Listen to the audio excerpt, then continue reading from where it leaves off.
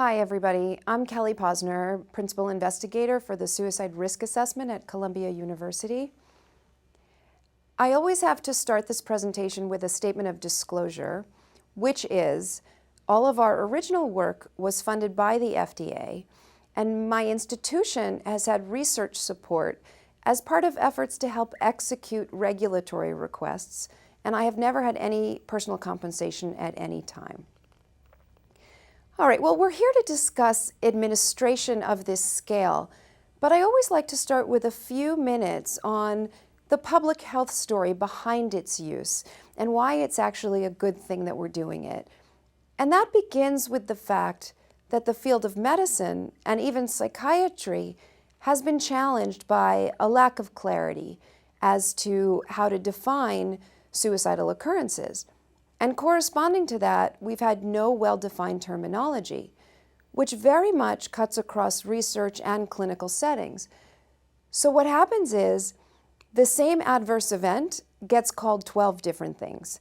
Suicide attempt, not a suicide attempt, threat, gesture, and often the labels are negative, like manipulative, non-serious, but based on incorrect notions as to the relationship between seriousness and lethality. So somebody hears, oh, she only took 4 pills, we can't call that suicidal, when the data actually tells us something else. This will clearly have negative implications on how we manage. If we can't properly identify ideation and behavior, we certainly can't understand, manage, or treat it, no matter where we're trying to do so. This problem has had profound impact on our drug safety questions, but it even limits our confidence in epidemiological statistics, because if everybody's defining things differently, how can we compare across settings? In clinical trials, we can't interpret what we're needing to make sense of. So adverse events that should be called suicidal are missed, and things that are inappropriately called suicidal. Now, these next slides are examples of the problem that I'm talking about, and they come from the various RCTs that went into the FDA safety findings. And again, they reflect the problem. The first one says, patient attempted to hang himself with a rope. Investigator did not consider this a serious adverse event, but rather part of the personality disorder. So you see, suicidality was not indicated in that label. The overdose of 6 capsules was in fact intentional, yet called accidental overdose. This next one we call the slap heard round the world because it's been written a lot about. In fact, this scale about 2 years ago was on the front page of the New York Times because suicide assessment has become such a big issue. And this example was in there because it really tells the story. Somebody somewhere called a slap in the face a suicide attempt. Now, clearly a slap in the face should not be called a suicide attempt. And what it shows you is that it's not about drug companies or investigators covering things up, because it shouldn't be called that. It's about the fact that there's been no training or standardization in how to do this. Here's another one on the bottom. This is a schizophrenic, hit his head on the wall, explained it was like his thoughts were about to explode, inappropriately called suicide attempt. So that's the problem. What happens when we start to do something about it? Well, when we first applied a standardized approach, beginning with the antidepressants, it led to a 50% reduction in suicide attempts, a 50% reduction in the harm ratio, which shows you why we needed to do better. And that's consistent with findings that misclassification can lead to overestimation of true risk in this context. But even that's not enough, doing something systematic. And what I mean by that is all the previous trials, including psychiatry trials, have not been designed to answer the questions we needed answered. They weren't set up to assess for suicidality. So in the previous risk findings, we had to make the best sense of limited information. We had to rely on spontaneously generated adverse events. The problem with doing that is that people on active medications have more side effects, headache, stomachache, whatever it may be. It may just be that an investigator had more contact with a subject because of increased side effects, and therefore more time to hear about suicidal occurrences, as opposed to it being a true difference in risk. And we have many analyses where when we have systematic data, we don't see the risk we see with adverse events. So the first thing we're doing here is avoiding false or misleading results. Now, this scale was actually first designed in a national trial to meet the need for something to track suicidality and look at change. It is the prospective counterpart of the system we developed for the FDA, which is why FDA and other agencies are often asking for its use whenever we have the luxury of collecting new data. It was developed by a number of leading experts. It's actually a collaboration with Beck's group. You may be familiar with their depression and suicide scales. It's evidence-based and it's low burden. It's got a very short administration time. But it uniquely assesses both behavior and ideation. Even when we do one of those large suicide studies and we can take as much time as we want, we have to do one measure of ideation, one of behavior. Nothing had really put them together. It's simply a 1 to 5 rating for suicidal ideation, from a wish to die through an active thought of killing oneself with plan and intent. It can be as little as 2 questions for ideation. So you say, have you wished you were dead or wished you could go to sleep and not wake up? Or have you actually had any thoughts of killing yourself? If the answer is no to both of those questions, there is no ideation, so you move on to behavior. Behavior covers the spectrum. It fixes the problems we've seen in the past. It gives you the definitions. It gives you the questions to ask to figure out what to call something. It's what we call semi-structured, and that means it's a flexible format. The questions are provided as helpful tools. It's not required to ask any or all of them, just enough to get the right answer. The most important thing is for you to gather enough information to decide if you should call something suicidal or not. So for example, if you say, have you made a suicide attempt? And the patient says, yes, I took 50 pills because I definitely wanted to die, you'll see in a few moments you have enough information to call that a suicide attempt, and you don't need to ask additional unnecessary questions. Sources of information. With questionnaires like this, you're encouraged to use any and all sources of information that inform your best answer. Typically, the subject gives you the best insight into their suicidality, but that's not always the case. Let's say a husband or wife of your subject calls you up and tells you about their husband or wife, your subject, being in the hospital. This is what they wrote in the suicide note. You will have enough information to check off attempt on your form according to the other source of information, and you don't necessarily need to speak to the subject directly. Okay, this is the range of types of ideation, and what this is doing is articulating what we've been trained in psychiatry to do for many years. It just hasn't necessarily been spelled out like this. Once again, beginning with a wish to die, have you wished you were dead or wished you could go to sleep and not wake up? Or have you actually had any thoughts of killing yourself? Again, no to both of those questions, there is no ideation. You move on to behavior. However, if it's yes to the second question, have you actually had any thoughts of killing yourself? Then you ask 3, 4, and 5. Have you been thinking about how you might do this? Have you had these thoughts and had some intention of acting on them? Or have you started to work out or worked out the details of how to kill yourself? You can't have methods, intent, or plan if you don't have a thought of killing yourself. Those are subcategories of it. Now, once you determine if there is a thought, you ask a few follow-up questions about the most severe thought. We're going to go through the questions, but the reason those questions are there is because Beck's group went through the scale of suicidal ideation with us, and those were the items that were significantly predictive of completed suicide. So if there is a thought about the most severe, you say, how many times have you had these thoughts? When you have the thoughts, how long do they last? Can you stop thinking about killing yourself or wanting to die if you want to? Are there things, anyone or anything like family, religion, pain of death, that stopped you from wanting to die or thinking about committing suicide? And finally, what sorts of reasons did you have for thinking about wanting to die or killing yourself? Was it to end the pain or stop the way you were feeling? In other words, you couldn't go on living with how you were feeling. Or was it to get attention, revenge, or a reaction from others? Or both? And we know if somebody says it was to stop or end the pain, that's more serious than otherwise. So if they have more frequency, longer duration, less control, fewer deterrents, and it's to stop or end the pain, that's when we worry more, and that informs your clinical judgment. The other thing that informs your clinical management is, when do we go to the next step? Well, our guidance is when they have a 4 or 5, intent or plan an intent.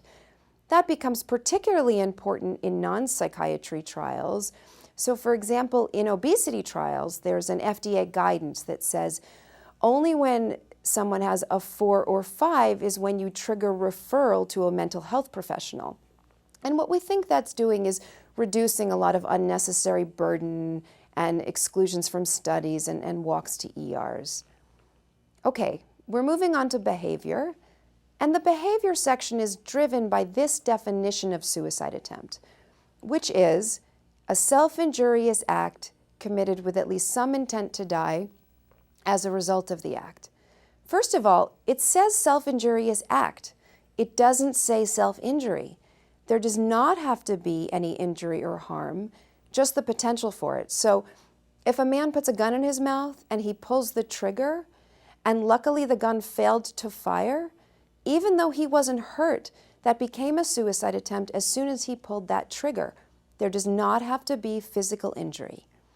Then it says with at least some intent to die. Well, when people are feeling suicidal, they often have mixed motives. It just has to be that any part of them was doing this to end their life for us to call it a suicide attempt. So if 5% of them wanted to kill themselves and 95% wanted to make their girlfriend angry, that's what it gets called. It used to be somebody would say, did you want to kill yourself? The answer would be no, they'd move on. Very often with that second question, did any part of you want to kill yourself, you get a very different answer. And then it says, as a result of the act. That means the behavior and the intent must be linked. It must be the why, at least in part. Sometimes people cut because they're self-mutilating and they always have a background suicidal thought. Those two things do not equal a suicide attempt. It must be the why, at least in part. And finally, we can infer intent clinically from behavior or circumstance. One way we can do that is if someone denies intent to die, but they thought it could have killed them. Another is what we call clinically impressive circumstances. That's a highly lethal act where no other intent but suicide can be inferred, like trying to shoot oneself in the head, or jumping from an 8th story, or setting oneself on fire, or taking 200 pills. No matter what they say, we can't infer anything but that. Now, the other important thing to note about what we call suicide attempts is, as soon as the first pill is swallowed, or the first scratch with a knife is made, even if they change their mind 2 seconds later, and you know logically it couldn't have hurt them yet, it doesn't matter. As soon as that pill has been swallowed or that scratch has been made, it's already become a suicide attempt. Now, remember I said you don't have to ask any or all questions, just what you need? Well, it may be that a subject doesn't recognize something should be called a suicide attempt. So it may take you that second question. Have you done anything to harm yourself for you to even know that you have something to assess? And what we're doing is distinguishing attempts from non-suicidal self-injurious behavior. That's when they engage in the behavior purely 100% for reasons other than to end one's life. What we think of as self-mutilation, that's to relieve internal pain, feel better, feel something, or what we call affecting external circumstances. That's like if a man goes up to the roof because he believes people will feel sorry for him if they think he's suicidal. He actually has no intention of ending his life. He just wants to get sympathy from others. Well, if that man accidentally fell to his death, that's just what we would call it, an accidental death, because there was no suicidal intent associated with it. Okay, these are some cases from our hospital that we're going to go through together. The first one says, the patient wanted to escape from her mother's home. She researched lethal doses of ibuprofen. She took 6 ibuprofen pills and said she felt certain from her research that this amount was not enough to kill her. She stated she did not want to die, only to escape from her mother's home. She was taken to the hospital where her stomach was pumped and she was admitted to a psychiatric ward. Do you think that's a suicide attempt? Should we call that a suicide attempt? No, absolutely right. We shouldn't call that a suicide attempt. And there are a few important things to note about this case. All over this girl's record, it said suicide attempt. It wasn't until somebody took the time to ask the question why did you do it, that we got better, more reliable information. And we think that will always be the case.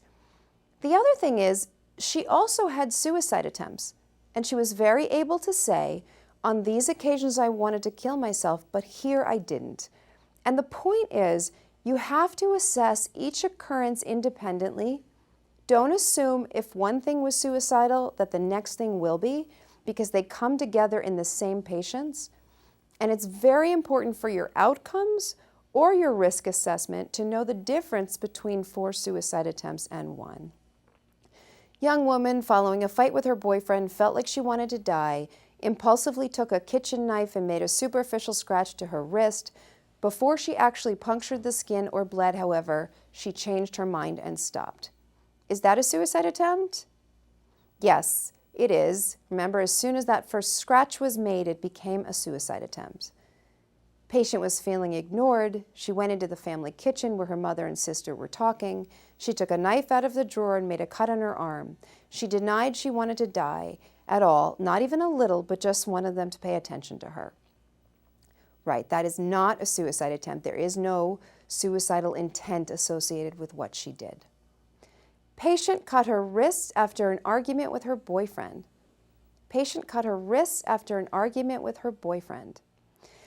So there's not enough information in this case to answer the question. We know what she did, we just don't know why she did it. And both self-mutilation and suicidal behavior have stressors that precipitate them. So argument with boyfriend doesn't tell you anything. Had a big fight with her ex-husband, took 15 to 20 imipramine, went to the hospital, drank charcoal, unable to verbalize clear intent, but states she was well aware of the dangers of TCA overdose and the potential for death. So yes, we can call that a suicide attempt as well, because remember, you can infer it if they thought it could be lethal.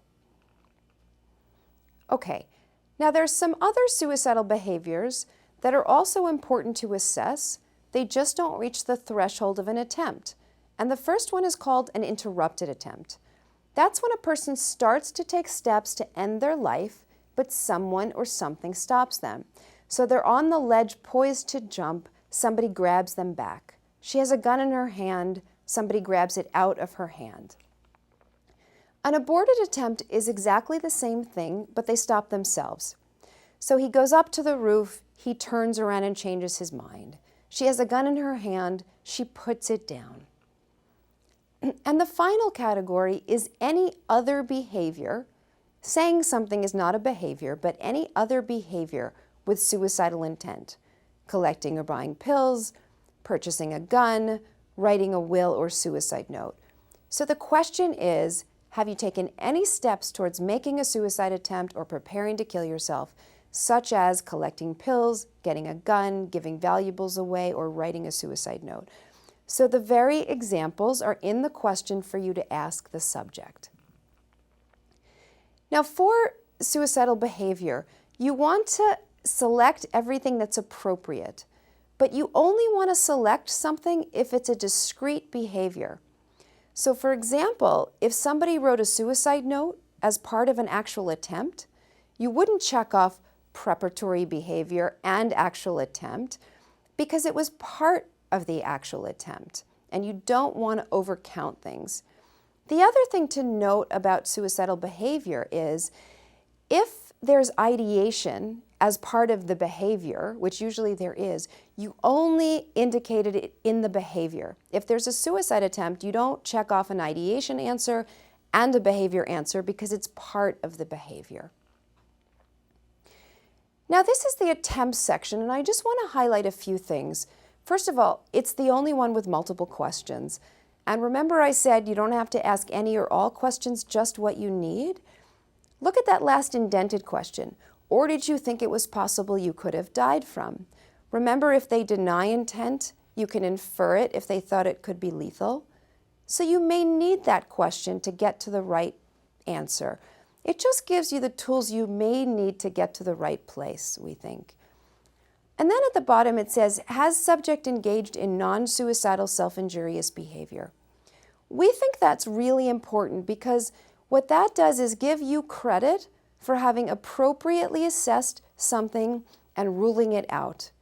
If that weren't there for the self-mutilation cases, etc., it would just be nose down the page, and it wouldn't be reflected that you asked the right questions and decided something shouldn't be called suicidal. Completed suicide is on the form. It can happen in any setting. A similar example to the one I gave before, let's say a husband or wife of your subject calls you up and tells you about your subject's tragic suicide, or you may have medical examiner records. If you have enough information, that is what you would indicate. Lethality. We answer a lethality question for potential suicide attempts only. And if there was medical damage, we answer it in terms of what actually happened in terms of medical damage. Not what could have happened or should have happened, but what actually happened. This is the item. This is a compilation of the Beck Medical Lethality Rating Scale. This is a 0 through 5. 0 is no physical damage or very minor physical damage, e.g. surface scratches. So even a surface scratch can be a 0. 4 is severe physical damage, medical hospitalization, not psychiatric, because we're talking about medical damage here. But to circle the right answer, you need to ask one or two open-ended questions. So for example, if they cut, did it require a Band-Aid or a bandage? Did it bleed a little or profusely? Again, to be able to circle the right answer. Now, if there is no medical damage, like the gun that failed to fire, we answer one question about potential lethality. Another example where we would do that would be if somebody laid on the train tracks with an oncoming train, but they were pulled away before they were run over. As soon as they laid on those train tracks, by the way, that became an actual attempt, and both of those would be a 2. Behavior likely to result in death despite available medical care. Because if they had been run over by the train or the gun had not failed to fire, likely they would have died no matter what. Now on the form it says, if yes, please describe. What's the most important thing to write there or in your free text? What did they do and why did they do it? The pieces of evidence of why you did or didn't call something suicidal. Always remember to assess ideation and behavior independently. Don't assume if they deny ideation, they won't have behavior. There are people who think they've never had a suicidal thought in their life that will tell you they've made suicide attempts because they don't make the connection. Timeframes. The first time you do this in a new study, for behavior, you're capturing all lifetime occurrences, the total number of attempts ever, etc. But for ideation, we treat it a little bit differently because it would be hard to average a thought across a lifetime. It wouldn't be very representative. So the reference time point there is the time they were feeling the most suicidal. The time in your life you were feeling the most suicidal, did you wish you were dead, etc. And actually Beck's group finds that time frame to be the most predictive of completed suicide, so it seems to have the most clinical meaning. And sometimes this scale is being put in the middle of ongoing trials because some good data is better than no good data, or for safety monitoring. In that case, there's something called an already enrolled subjects version, and that baseline covers 2 periods, prior to study start and since study start. So before you came into the study, how many attempts had you made, and how about from the study start till now? And whichever the case, every time you see the patient after that, you use the since last assessment version, since last visit, and that captures all events and types of thoughts since the last assessment. Since I last saw you, have you done anything or had thoughts of? So a few more case examples. Patient experienced heartbreak. She took 4 clonazepam, called a girlfriend, and talked her, cried it out. She was dismissive of its seriousness, but indicated she wanted to die at the time she took the overdose. Now, what would we call that? An attempt, interrupted, or aborted? Attempt, interrupted, or aborted? It would be called an attempt, because remember, as soon as she took that first pill, it became a suicide attempt. During pill count, the study staff discovered that 6 tablets were missing. Upon questioning, the patient admitted she was saving them up so she could take them all together at a later time in order to kill herself. Interrupted, aborted, or preparatory behavior? Preparatory behavior. Collecting pills is the very example that's even in the question. Patient reported he first started thinking about killing himself when he was 12. He thought about how easy it would be to pretend to fall in front of a bus before it was able to stop, so that it would look like an accident. Although he thought about it often, he said he didn't have the courage to do it. Now that's obviously ideation, but the type of ideation is thoughts with methods. This isn't a plan yet. A plan would be more detailed. A plan is next Tuesday at 3 o'clock, I'm going to go into my husband's medicine cabinet when I know he's going to be away at the office so he can't come home to stop me. A plan would be more detailed.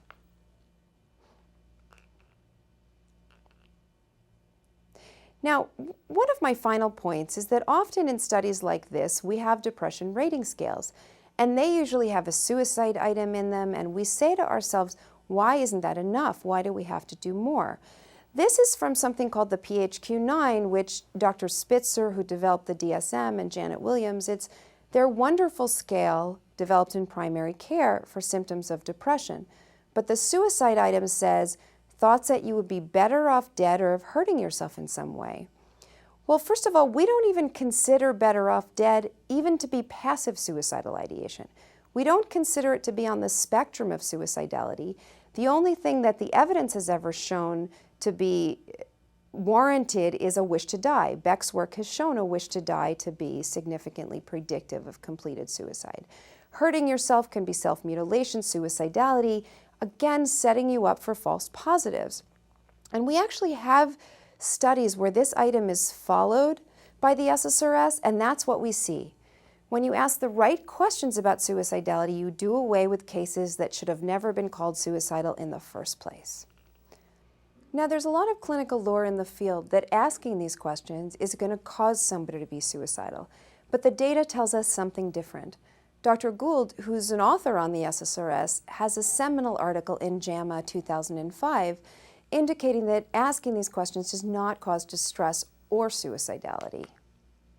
Now, this is my email. It's also on the front of your form, and I really encourage you to reach out if you have any questions about how to give the scale, what to call something. And these last few slides are just for your reference. This first one reflects all of the different types of indication where this scale has been used for quite a while, across all of psychiatry, but really across most of non-psychiatry as well. And this one shows you where it's being used clinically and internationally or about to be used. World Health Organization, Europe, best practices. It's about to go into the US Army, inpatients, outpatients, hospitals, emergency rooms, general medical, psychiatric, schools, college campuses, VAs, national organizations, the American CDC surveillance definitions are now the Columbia definitions, essentially. So to us, this is the very good news, because what this reflects, hopefully, is that we're all beginning to speak the same language, which will in turn, hopefully, also foster more precise communication. And in clinical trials, it's across all phases. It's over 90 languages, all types of interventions, but not just for safety, because if an intervention works, suicidality may be reduced, and it's nice to have something to document that. And it's also increasingly used to operationalize inclusion-exclusion. You know, in the past it used to say serious risk, acute risk, bad risk, and nobody knew what the heck that meant. So it's helping to operationalize that more. So on that note, that is the end of my formal presentation, and I thank you for your attention.